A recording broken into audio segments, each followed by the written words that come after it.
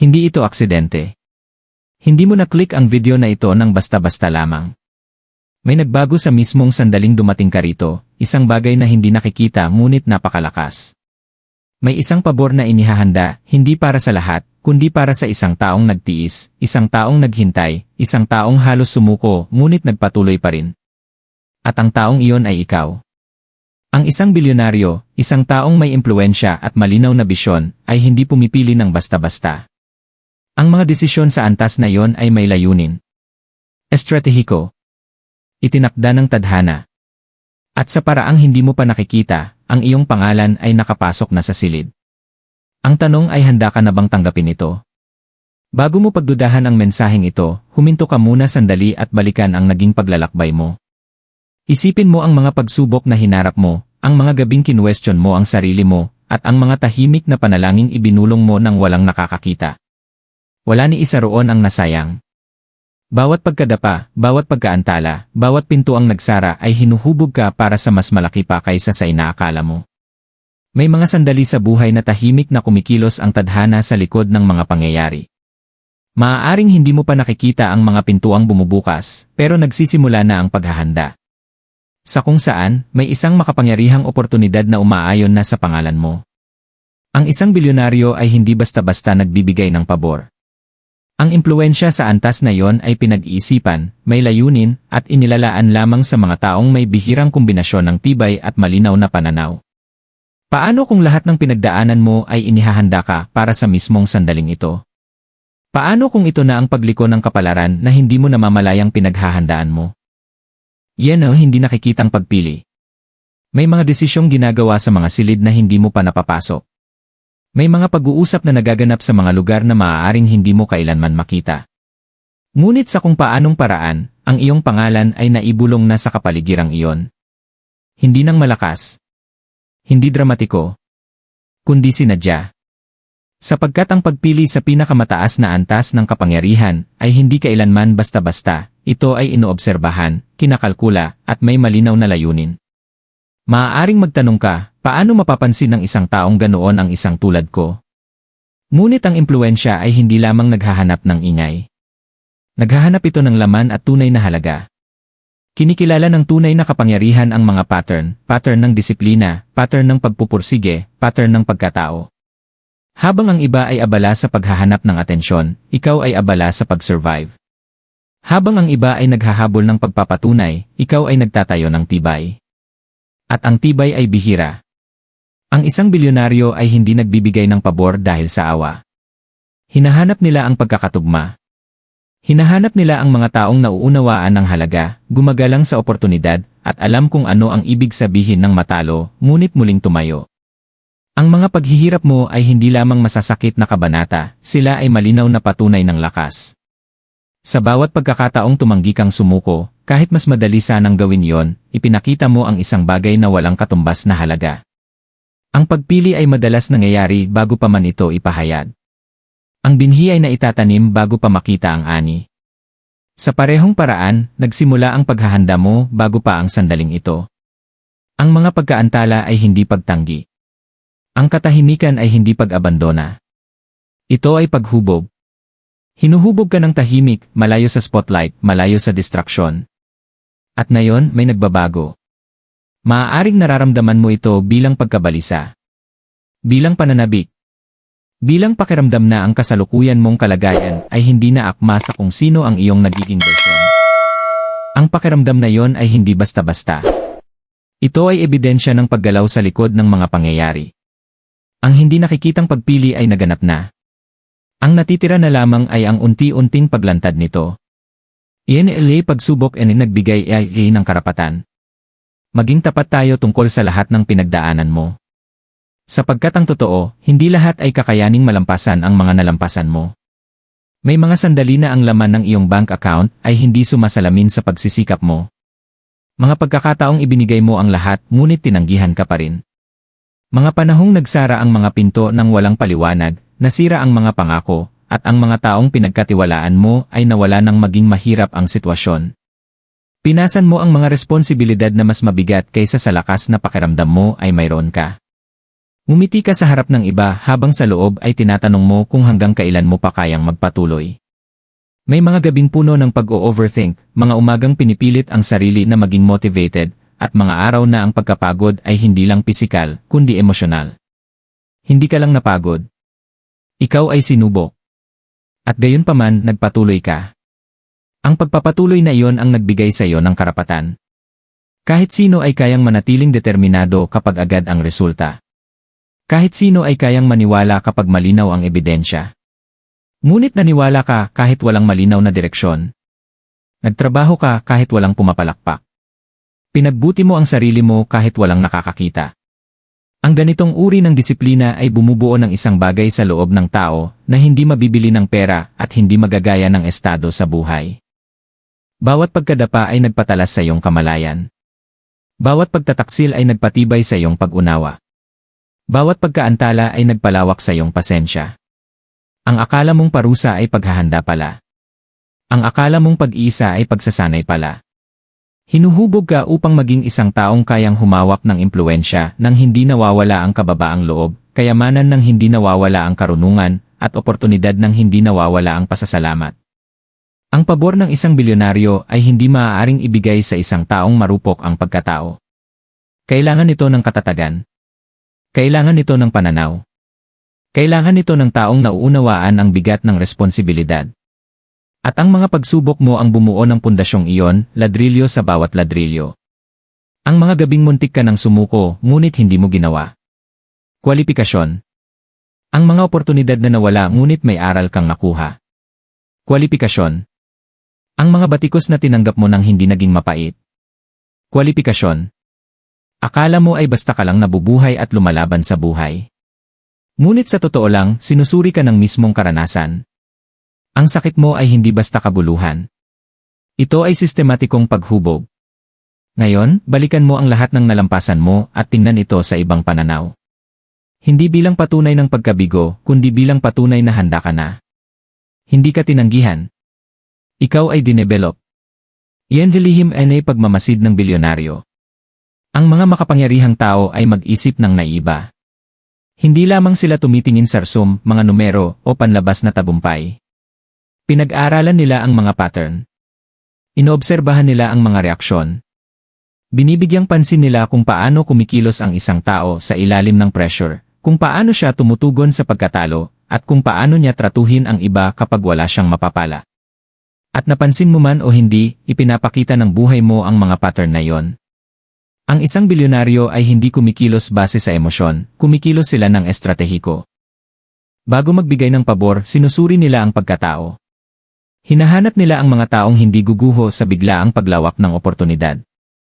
Sapagkat ang kayamanan ay hindi lamang nagpapalakas ng kaginhawaan, pinapalakas nito ang tunay na pagkakakilanlan. Kung ang isang tao ay hindi matatag sa loob, ilalantad lamang ito ng impluwensya. Ngunit kung ang isang tao ay matibay, disiplinado, at matatag, ang impluwensya ay nagiging tagapagparami ng epekto.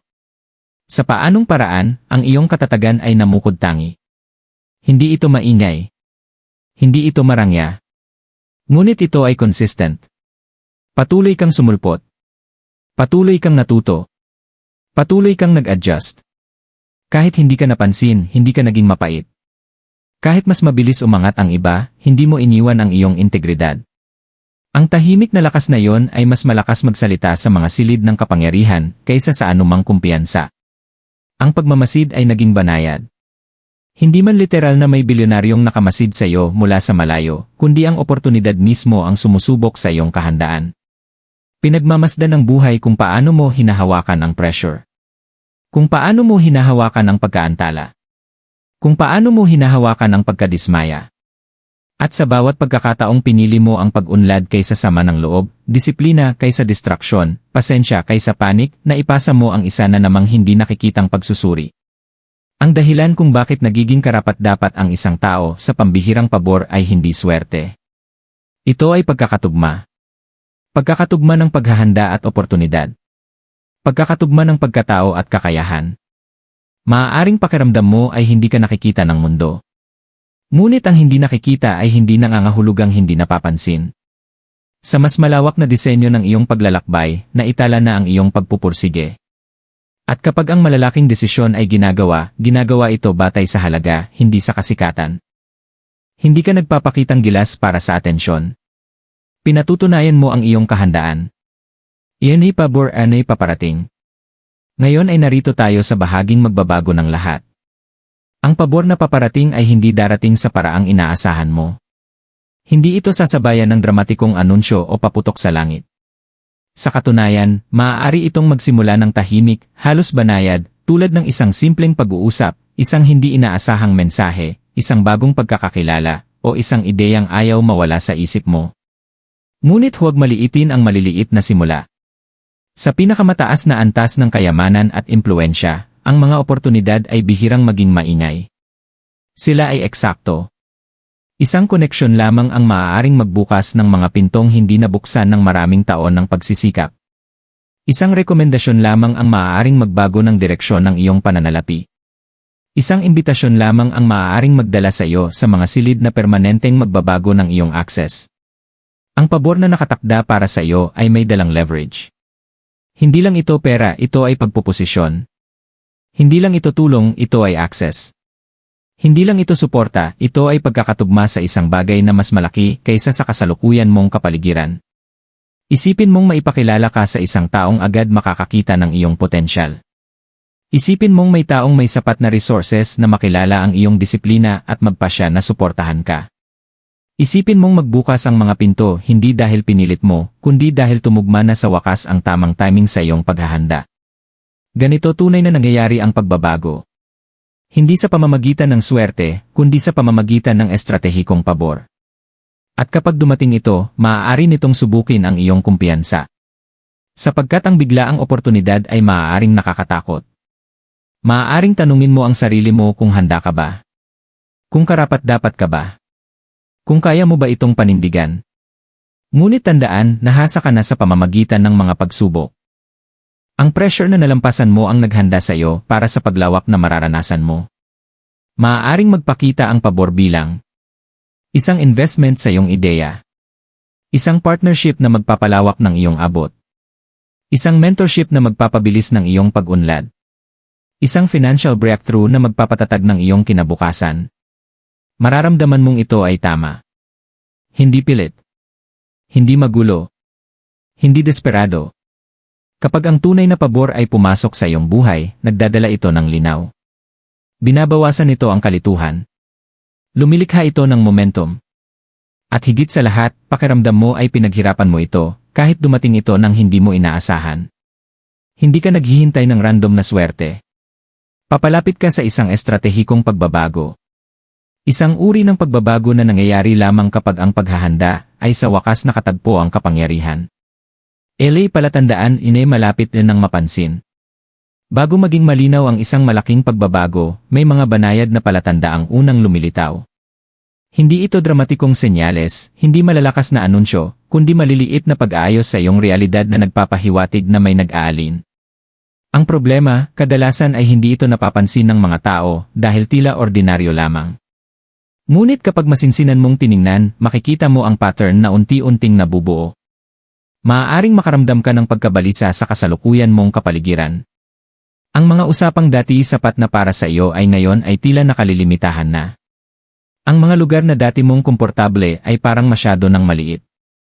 Ang hindi komportableng pakiramdam na iyon ay hindi simpleng frustration, iyon ay paglawak na tumutulak sa hangganan ng iyong kasalukuyang mundo. Maaari mo ring mapansin na mas madalas nang dumadaloy ang mga bagong ideya sa iyong isipan. Mga konsepto sa negosyo. Mga malikhaing estratehiya. Mga matatapang na desisyong dati mong iniiwasan. Ang mga ideyang ito ay hindi basta-basta. Mga senyales ito na ang iyong pag-iisip ay lumalawak upang tumugma sa antas ng oportunidad na papalapit sa iyo. Bigyang pansin ang mga hindi inaasahang koneksyon. Isang mensahe mula sa taong matagal mo nang hindi nakakausap. Isang pagpapakilala sa pamamagitan ng mutual contact. Isang imbitasyon sa isang bagay na labas sa nakasanayan mo. Madalas nagsisimula ang alignment sa pamamagitan ng mga tao. Maaari ka ring makaranas ng tila huling bugso ng pressure. Maliliit na hamon na biglang sumusulpot. Bahagyang pagkaantala. Pansamantalang pagdududa. Hindi ito pag-urong, ito ay paghubog. Bago ang pag-angat, sinusubok ang linaw. Sinusubok ang kumpiyansa. Sinusubok ang focus. Isa pang palatandaan ay ang mas mataas na kamalayan. Mas nagiging mapili ka sa paggamit ng oras. Mas pinoprotektahan mo ang iyong enerhiya. Mas nagiging sinadya ang iyong mga desisyon. Ang pagbabagong ito sa mindset ay mahalaga. Ang pabor ay hindi maaaring bumagsak sa magulong espasyo. Nangangailangan ito ng kahandaan. At marahil ang pinakamalakas na palatandaan sa lahat, ang tahimik na panloob na kaalaman. Isang pakiramdam na may magbabago na kahit hindi mo maipaliwanag kung paano. Para itong nakatayo sa gilid ng isang bagong kabanata, batid mong malapit ng umikot ang pahina. Huwag mong ipagwalang bahala ang mga palatandaang ito bilang simpleng pagkakataon lamang. Ang alignment ay bihirang mag-anunsyo ng malakas. Tahimik itong nabubuo, hakbang-hakbang, hanggang sa biglang lumitaw ang oportunidad at doon mo marirealize na ang mga senyales ang gumabay sa iyo mula pa noong simula. Iyan pagsubok bago din paglipat. Bago mangyari ang isang makabuluhang paglipat ng pabor, halos palaging may pagsubok muna. Hindi upang parusahan ka, kundi upang patunayan ka. Sapagkat kapag ang impluwensya, kayamanan, o pinabilis na oportunidad ay pumasok sa iyong buhay, pinalalaki nito kung sino ka na talaga. At kailangang tiyakin ng buhay na handa ka emosyonal at mental na harapin ito. Ang pagsubok na ito ay hindi laging dramatiko. Minsan, lumalabas ito bilang pagdududang unti-unting pumapasok sa iyong isipan. Isang bulong na nagsasabing hindi ka pa handa. Nakulang ka sa karanasan. Na mas kwalipikado ang iba. Maaari rin itong magpakita bilang paghahambing kung saan kinu-question mo ang iyong halaga sa pamamagitan ng timeline ng ibang tao. Sa ibang pagkakataon, ang pagsubok ay dumarating bilang distraksyon. Bigla ang ingay. Hindi inaasahang drama. Maliit na alitan na sinusubukang ilayo ang focus mo mula sa pag-unlad. Nakakaabala ito, minsan nakakainis pa nga. Ngunit simple ang layunin nito, alamin kung poprotektahan mo ang iyong disiplina o tatalikuran mo ito. Maaaring makaranas ka pa ng pansamantalang setback na magpapaisip sa iyo kung nagkamali ka ba ng pagkaunawa sa lahat. Ngunit tandaan mo ito, ang pressure ang naglalantad ng katatagan. Kung mananatili kang matatag sa gitna ng kawalan ng katiyakan, ipinapakita mo na may kakayahan kang humawak ng mas malaking paglawak. Ang pagsubok bago ang paglipat ay tungkol sa composure. Kaya mo bang manatiling kumpiyansa kahit wala pang nakikitang resulta? Kaya mo bang panatilihin ang integridad kapag ang mga shortcut ay tila nakakaakit? Kaya mo bang magtiwala sa iyong paghahanda kahit sinusubukang lamunin ng takot ang iyong isipan? Sapagkat ang mataas na antas ng pabor ay nangangailangan ng maturity. Kailangan ito ng taong hindi magpapanik sa ilalim ng pressure, hindi sisirain ang sariling pagkakataon kapag dumating ang oportunidad, at hindi urong kapag tinawag sa mas malalaking silid. Hindi ito sandali para umatras. Ito ay sandali para tumayo ng matatag. Ang pagsubok ay hindi dinisenyo upang hadlangan ka. Ito ay dinisenyo upang iposisyon ka. At kapag nalampasan mo ito, ang paglipat ay magiging hindi maiiwasan. Mensahe ng pag-activate, tanggapin yan ni inihanda para day. Ngayon ang sandaling nagiging personal ang lahat. Sapagkat ang paghahanda lamang ay hindi sapat. Ang pagmamasid lamang ay hindi sapat. Kahit ang tadhana ay nangangailangan ng pakikilahok. Kailangan mong piliing tanggapin ang inihanda para sa iyo. Ang pagtanggap ay hindi pagiging pasibo. Isa itong panloob na desisyon. Ito ang sandaling ititigil mo ang pagpapaliit ng iyong pangarap upang magkasya sa iyong nakaraan. Ang sandaling titigil ka sa paghingi ng paumanhin dahil gusto mo ng higit pa. Ang sandaling tatanggapin mo na ang paglawak ay hindi kayabangan, ito ay paglago. Hindi ka makakapasok sa mas mataas na mga silid kung iniisip mo pa rin na hindi ka karapat-dapat doon. Hindi mo mahahawakan ang estratehikong pabor kung sa loob-loob mo ay naniniwala kang mawawala rin ito. Ang kumpiyansa ay hindi ego. Ang kumpiyansa ay pagkakatugma sa trabahong matagal mo nang ginawa. Kaya tumayo ka ng iba. Mag-isip ka ng iba. Maghanda ka ng iba. Ayusin mo ang iyong mga ideya. Hasain mo ang iyong mga kakayahan. Pagandahin mo ang iyong presentasyon. Patatagin mo ang iyong mindset. Sapagkat kapag kumatok ang oportunidad, ang pag-aalinlangan ay maaaring magpaantala sa kung ano sanang mapapabilis ng kahandaan. Sabihin mo sa sarili mo malinaw at walang pagdududa. Ako ay handa para sa paglawak. Ako ay handa sa responsibilidad. Hindi ko sisirain ang ipinagdasal ko. Ito ang activation point. Ang paglipat mula sa paghihintay patungo sa pagpuposisyon. Mula sa pag-asa patungo sa paghahanda. Mula sa pagdududa patungo sa deklarasyon. Ang pabor ay dumadaloy patungo sa kahandaan. At hindi ka na ang taong dating nalilito at nawawala. Isa ka ng taong pinino ng pressure, pinalakas ng pag-aantala, at dinisiplina ng pagsubok. Tanggapin mo ito ng buo. Walang takot. Walang pag-aalinlangan. Walang pagpapaliit ng sarili. Sapagkat ang nakatakda para sa iyo ay hindi dumarating ng aksidente, dumarating ito kapag sa wakas ay naniwala ka ng kaya mo itong dalhin. Mas malapit na ang pintuan kaysa sa inaakala mo. Huminga ka ng malalim at balikan sa isip ang lahat ng narinig mo. Hindi bilang pantasya. Hindi bilang bulag na motibasyon. Kundi bilang posibilidad na nakaugat sa paghahanda. Wala sa paglalakbay mo ang naging basta-basta. Ang mga pagkaantala, ang mga aral, ang pagtitiis, lahat ng iyon ay humuhubog sa iyo para sa antas na minsan ay inakala mong hindi mo maaabot. Hindi nagmamadali ang tadhana. Inaayon nito ang mga bagay. At nangyayari ang pag-aayon kapag nagtagpo sa iisang punto ang paghahanda, tamang oras, at paniniwala. Mas malapit ka sa tagpuang iyon kaysa sa iniisip mo. Ang pabor na nakalaan para sa iyo ay hindi tungkol sa swerte, ito ay tungkol sa kahandaang nakatagpo ang pagkilala. Huwag kang bumalik sa maliit na pag-iisip pagkatapos ng sandaling ito. Huwag mong maliitin ang paglago mo. Maglakad ka pasulong ng may tahimik na kumpiyansa. Patatagin mo ang disiplina mo.